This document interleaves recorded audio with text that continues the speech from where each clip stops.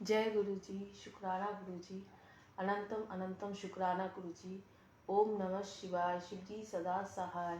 ओम नमः शिवाय, गुरु जी सदा सहाय। ओम नमः शिवाय, शिव जी सदा सहाय। ओम नमः शिवाय, गुरु जी सदा सहाय।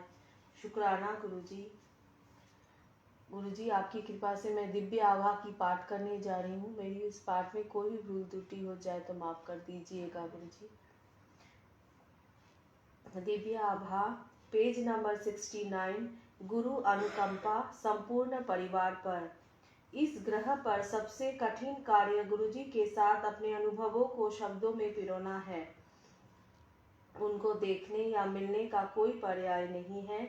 उसके पश्चात ही आपको अनुभव होता है कि वह कौन है और उनमें कितनी अभूतपूर्व प्रतिभाएं हैं। परंतु उनके दर्शन सरल नहीं है। वह तो उनके नियत करने पर ही संभव है। अनेक बार उनके दर्शन करने की बनाई योजनाएं सफल नहीं हो पाती हैं। इसके विपरीत यदि वह चाहे तो वह आपको कहीं से भी बुला लेते हैं। मुझे दोनों ही अनुभव हुए हैं। गुरुजी का भक्त बनने के कुछ दिन पर उपरांत ही मैंने अपनी अनुभूतियों का उल्लेख अपने उन मित्र से किया जिनके साथ मैं प्रतिदिन 18 से 20 घंटे बिताया करता था।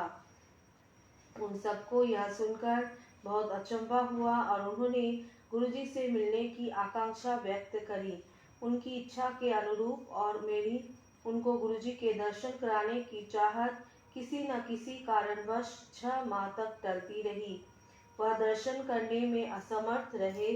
अंततः जब वह संभव हुआ तो अपने जीवन के हर पृष्ठ पर गुरुजी की दया पाकर वह अति कृतार्थ हुए। अंतत्वगत्वा गुरुजी ही अपने पास बुलाते हैं। इसे एक दिन गुरुजी ने परोक्ष में कर दिखाया। मैं बाहर जहाँ पर वाहन खड़े किए जाते थे अपने एक मित्र की प्रतीक्षा कर रहा था। एक कार वहीं पर आकर धीमी हुई और वह सोचकर कि मेरा मित्र इस कार में है, मैंने उसे एक खाली स्थान का मार्ग दिखाया। तब मैंने देखा कि उसमें मेरा मित्र न होकर एक नव दंपति यात्रा कर रहे थे। उन्होंने शालीनता से प्रश्न किया कि क्या यही नशा रेस्तरां के लिए कारें खड़ी करने का स्थान है। मैंने क्षमा याचना करते हुए उन्होंने बताया कि यह स्थान तो इसी मार्ग पर कुछ और दूरी पर है। यह स्थान संगत की कारें खड़ी करने के लिए है और मैं वास्तव में अपने मित्र की प्रतीक्षा कर रहा था। इस संवाद के पश्चात वह दोनों अपने मार्ग पर आगे चले गए।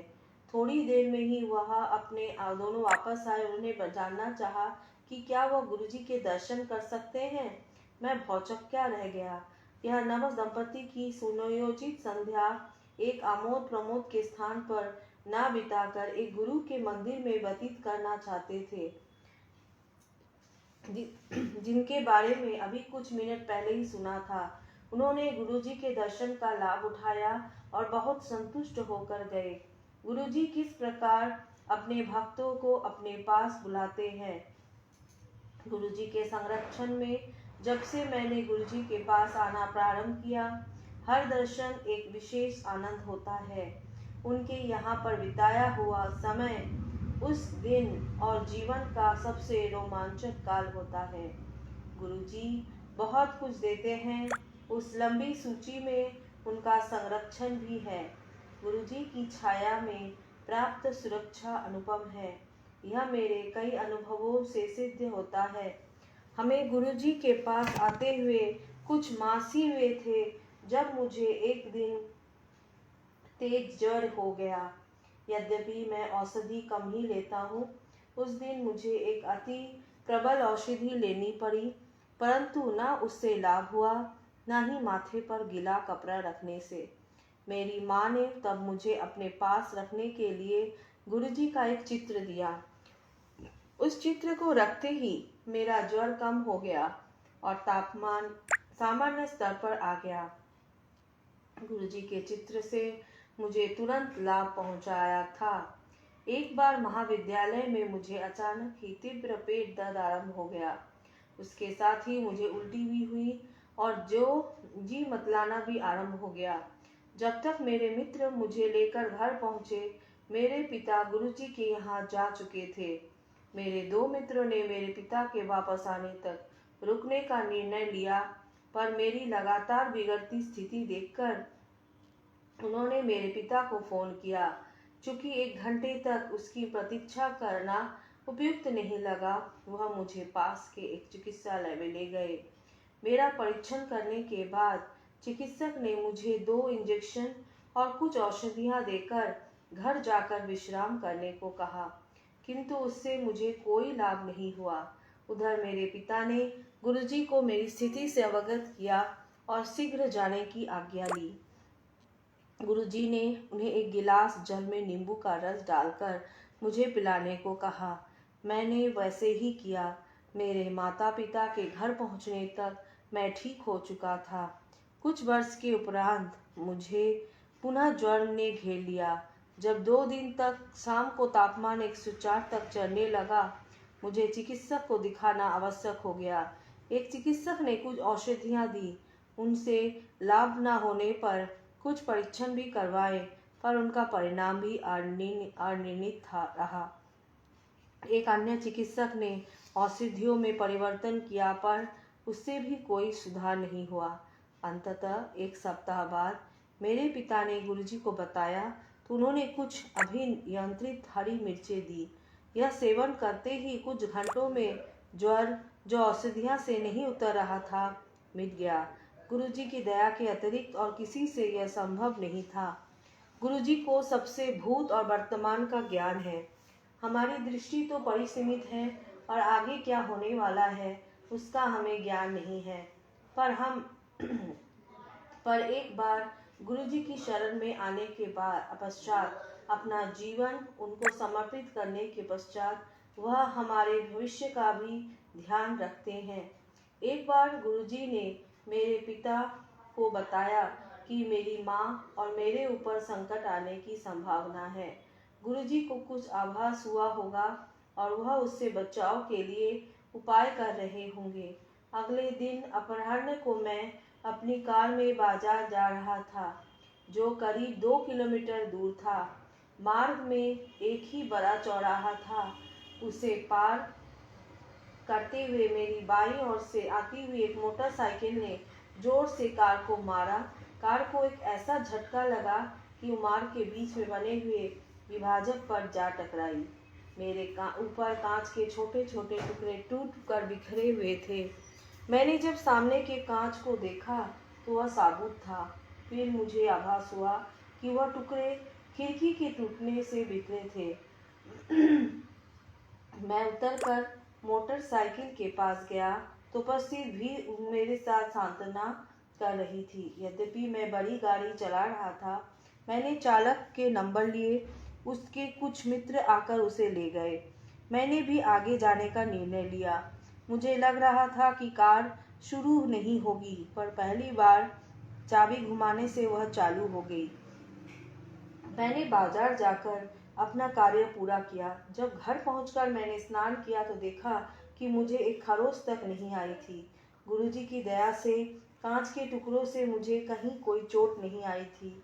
उस संध्या को जब हम एक संबंधी के कार में गुरुजी के पास पहुंचे तो गुरुजी ने मेरे पिता को कहा, वह चिंता ना करे, केवल कार ही क्षतिग्रस्त हुई है और यह ध्यान देने योग्य है कि बेटे को कोई खरोंच तक नहीं लगी है। कार को देखकर कोई यह विश्वास नहीं कर सकता था कि उसके चालक को कोई चोट नहीं लगी है। कार को बहुत अधिक नुकसान हुआ था। उसका पूरा बायां हिस्सा बदलना पड़ा और उसको ठीक होने में 1 सप्ताह का समय लग गया। केवल गुरुजी ही यह 100% सुरक्षा दे सकते हैं। शीत ऋतु में एक संध्या को गुरुजी के यहाँ जाते हुए जब मैं कार चला रहा था, अचानक ब्रेकों ने काम करना बंद कर दिया। यदि यह नोएडा से दिल्ली जाते हुए व्यस्त यातायात में हुआ होता तो निश्चित ही घातक होता, पर यह घटना एक लाल बत्ती पर हुई जब कार बहुत धीमे थी। आधे मार्ग तक आ जाने के बाद हम ना तो वापस जाकर कोई और व्यवस्था करने की स्थिति में थे, ना ही आगे बढ़ सकते थे। उस समय शाम के 7:30 बज रहे थे होंगे। अंधेरा हो गया था और ठंडा मौसम होने के कारण किसी मैकेनिक के मिलने की आशा भी बहुत कम थी। परंतु संयोग से हमें एक मिस्त्री मिल गया जो घर जाने वाला था और उसने सहायता भी करी। कार की बैटरी से बत्ती लगाकर वह कोई आधे घंटे तक दोष ढूंढने का विफल प्रयास करता रहा। अंत में मेरी बहन आरती ने गुरुजी से विनती करी जिससे हमें उनके दर्शन में और देर नहीं हो। ठीक उसी समय कार के दोष का पता लग गया। शीघ्र ही कार ठीक हो गई और हम गुरुजी के दर्शन की राह पर चल पड़े। जब हमने गुरुजी को दर्शन के लिए जाना आरंभ किया था तब मैं कार चलाना सीख रहा था, पर कभी भी नोएडा की सीमा को पार नहीं किया था। अतः मेरे पिता दोनों दिशाओं में कार चलाते थे। यह नोएडा और दिल्ली के यातायात में एक दिशा में 20 किलोमीटर से अधिक का मार्ग था। उनको एक बार कार्यवश चंडीगढ़ जाना पड़ा और हमारे पास उनके वापस आने तक गुरुजी के पास जाने का कोई विकल्प नहीं था। मैं हिचक रहा था, पर माँ और बहन को प्रोत्साहन पर जब मैंने पिता से अगले दिन गुरुजी के पास कार में जाने की आज्ञा मांगी तो उन्होंने तुरंत हामी भर दी। अगले दिन जब मैं माँ और बहन के साथ कार निकल रहा था तो हमें जहाँ बहन बैठी हुई थी अचानक गुरुजी की उपस्थिति का आभास हुआ। उस दिन जब तक मैं कार चलाता रहा गुरुजी की उपस्थिति बनी रही। लौटते हुए भी यही हुआ। जैसे ही कार को घर पर खड़ा किया उनकी सुगंध लुप्त हो गई। गुरुजी अपने भक्तों का इतना ध्यान रखते हैं। उनके पास जाते हुए उनकी उपस्थिति न केवल उनकी दया और स्नेह के सूचक थे, उन्होंने हमारी रक्षा भी करी और मेरा उत्साहवर्धन भी किया। महाविद्यालय में प्रवेश। जब हमने गुरुजी के पास आना आरंभ किया, मैं 10वीं कक्षा में था। मैंने 12वीं कक्षा विज्ञान विषयों में करी थी। विचार यह था कि एक वर्ष में मैं यांत्रिकी विद्यालयों की प्रवेश परीक्षा के लिए अध्ययन करूंगा। साथ ही मैंने दिल्ली विश्वविद्यालय स्नातक पाठ्यक्रम में भी प्रवेश पा लिया। उसी समय मैंने कुछ परीक्षाओं में अनुभव हेतु बिना पढ़े प्रयत्न भी किया। परिणाम इस तरह के नहीं थे कि मुझे नोएडा का या आसपास के विद्यालय में प्रवेश मिल सके। मैं घर से दूर रहकर भी नहीं पढ़ना चाहता था। कुछ विद्यालयों से में संपर्क स्थापित करने पर उन्होंने प्रवासी भारतीय छात्रों वाले स्थान लेने का सुझाव दिया, जिनके लिए अत्यधिक व्यय होता। अतः मैंने 1 साल अध्ययन का तैयारी करने का निश्चय किया। कुछ माह व्यतीत हो गए। चूंकि कुछ स्थान अभी भी रिक्त थे, उत्तर प्रदेश के छात्रों के लिए विशेष प्रवेश परीक्षाएं हुई, परंतु इसमें भी वही प्रवासी भारतीय छात्रों वाली कहानी दोहराई जा रही थी। एक दिन गुरुजी ने मेरे पिता को बुलाया और कहा कि तुम्हारे पुत्र को प्रवेश मिल गया है, प्रसन्न रहो। मेरे पिता को इस कथन का अर्थ समझ में ना आने पर भी उन्होंने गुरुजी का धन्यवाद किया और घर आ गए। अगले दिन मेरे पिता ने मेरे विद्यालय से घर लौटने पर मुझे पूछा कि क्या मैं ग्रेटर नोएडा में एक यांत्रिकी विद्यालय में पढ़ना चाहूँगा। उस दिन तिथि 14 नवंबर थी और प्रवेश 10 नवंबर को बंद हो चुके थे। भाव विभोर होकर मैंने तुरंत हामी भर दी। मैं अपने पिता के साथ उस महाविद्यालय के कार्यालय में गया और समस्त कागज पत्र दिए। मुझे अगले दिन से कक्षाओं में आने के लिए कहा गया। वापस घर आते हुए मेरे पिता ने पूरा वृत्तांत सुनाया। कैसे प्रातः उनके एक मित्र ने उन्हें फोन करके तुरंत महाविद्यालय का कार्यालय में बुलाया। जब मेरे पिता वहां गए तो उनसे एक प्रपत्र भरवाकर गुजरी हुई तिथि का चेक देने को कहा गया। कुल राशि मात्र 24,000 रुपये थी, जिसमें से 19,000 फीस के थे और शेष लौटाए जाने वाली सुरक्षा राशि के लिए थे। उस स्थान पर सबसे कम व्यय था और हमें घर से बुलाकर प्रवेश दिया गया था। तब मेरे पिता को गुरुजी के कथन का अर्थ समझ गया। ऐसे ही है गुरुजी की माया। शुक्राना गुरुजी। मित्रों पर गुरुजी की अनुकंपा। प्रत्येक व्यक्ति जो गुरुजी के पास आता है वह उसे गुरुजी की अनुकंपा किसी रूप में अवश्य प्राप्त होती है। आशीष, योगेश और मुकेश मेरे अच्छे मित्र हो गए थे। कुछ प्रारंभिक बाधाओं के पश्चात उनको गुरुजी के दर्शन हुए, उनके कमल चरणों में स्थान मिला और कुछ अद्भुत अनुभूतियां हुई। हमारे महाविद्यालय में 6 माही सत्र होते हैं। अनुत्तीर्ण होने के पर 1 वर्ष के अंतराल पर पुनः उसे सत्र की परीक्षा दे सकते थे, परंतु यदि उत्तीर्ण होने के लिए 10 अंकों तक की आवश्यकता होती थी वह दे दिए जाते थे। योगेश के 11 नवंबर कम थे, अतः नियमानुसार उसे 1 वर्ष की हानि होती। 1 माह उसे बहुत परेशान रहना पड़ा, क्योंकि उसे अगली कक्षा में आने की अनुमति नहीं मिली। एक दिन उसने गुरुजी की सहायता के लिए प्रार्थना करी और ऐसा करते सो गया। जब वह सोकर उठा तो वह अपने स्वप्न को लेकर प्रसन्नचित्त पर असमंजस में था। उस समय उसने हमें कुछ नहीं बताया। अगले दिन समाचार पत्रों में विश्वविद्यालय परिषद की बैठक में हुए निर्णय का वर्णन छपा हुआ था, जिसमें उन्होंने सब छात्रों को 4 वर्ष में एक बार 15 नवंबर देने का निश्चय लिया था। इस प्रकार योगेश का वह 1 वर्ष बच गया और तब उसने उस स्वप्न की चर्चा करी। स्वप्न में उसकी माँ उसे गुरुजी के पास ले गई और योगेश की अशांति से अवगत किया।